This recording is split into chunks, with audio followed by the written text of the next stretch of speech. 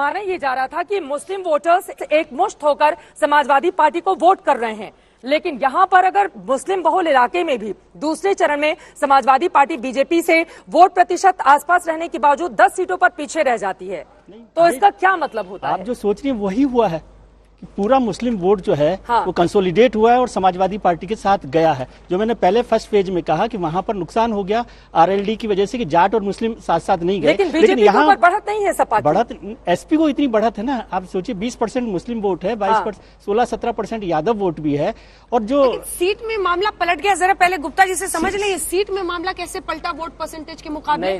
देखिए बड़ा सिंपल है, जब कहा जैसे सभी को पता है कि बिजनौर, बरेली, मुरादाबाद, संभल, सहारनपुर बहुत जबरदस्त मुस्लिम पॉपुलेशन है। और सहारनपुर में तो पीएम ने वो मुस्लिम महिलाओं को लेकर बयान भी दिया। सेकंड फेज में सबकी जानकारी के लिए बता दूं, यहाँ 34% मुसलमान हैं इन सीटों पे और 7% यादव हैं, यानी कि करीब 41% बनता है। ये एक बात हो गई। अब दूसरी चीज बड़े सिंपल चीजों में समझा दूं मैं, 19 के इलेक्शन में बसपा और सपा दोनों ने साथ में चुनाव लड़ा था, तब बीजेपी को आई थी 27 सीटें, अभी आती दिख रही हैं 32 सीटें। 32 सीटें और असेंबली में 17 में 38 सीटें आई थी, अब देखिए वो 32 हुई, वो बड़ी संख्या कम हो गई।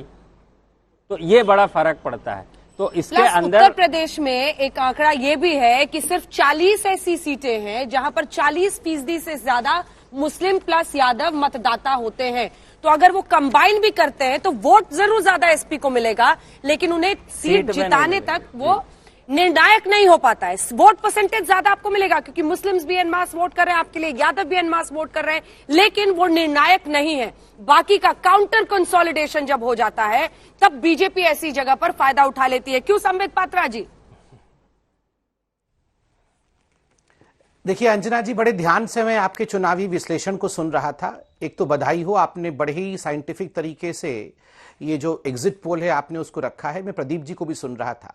आपने उत्तर प्रदेश के 2 चरणों को यहां पर उसका विश्लेषण किया है। दोनों चरणों में मैंने बड़े ध्यान से सुना। एक चरण में जाट कहां वोट देगा, दूसरे चरण में मुसलमान बाहुल्य क्षेत्र है। मगर मुझे लगता है अंततोगत्वा जो रिजल्ट से मालूम पड़ता है, ये सबका साथ, सबका विकास, सबका विश्वास और सबके प्रयास का जीत है। तोड़ने की कोशिश एक घड़ा जरूर कर रहा था। क्योंकि आप ही के उप मुख्यमंत्री दिनेश शर्मा जी इस वक्त लाइव जुड़ रहे हैं, उसके बाद संबित जी फौरन आपका जवाब पूरा जरूर करेंगे। दिनेश शर्मा जी, अभी तक हमने फर्स्ट और सेकंड फेज दिखाया है और यहाँ पर आपकी पार्टी बढ़त लेती हुई दिखाई दे रही है। क्या फैक्टर रहा? क्योंकि किसान आंदोलन चरम पर था, ये कहा जा रहा था कि जाट आपसे नाराज है, आप कहेंगे नहीं है, लेकिन यहाँ पर आवाज मुझे नहीं आ रहा है। आवाज आ रही है क्या? नहीं आ रही आवाज? आपका आवाज सुन पा रहे दिनेश जी?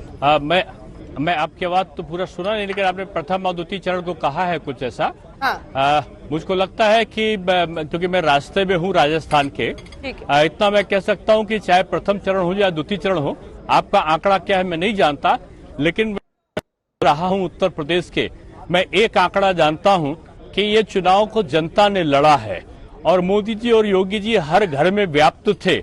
और जिस प्रकार से जनता के घर घर पहुंची है केंद्र और प्रदेश सरकार की विकास की योजनाएं, जनता ने तहे दिल से भारतीय जनता पार्टी को स्वीकार किया है।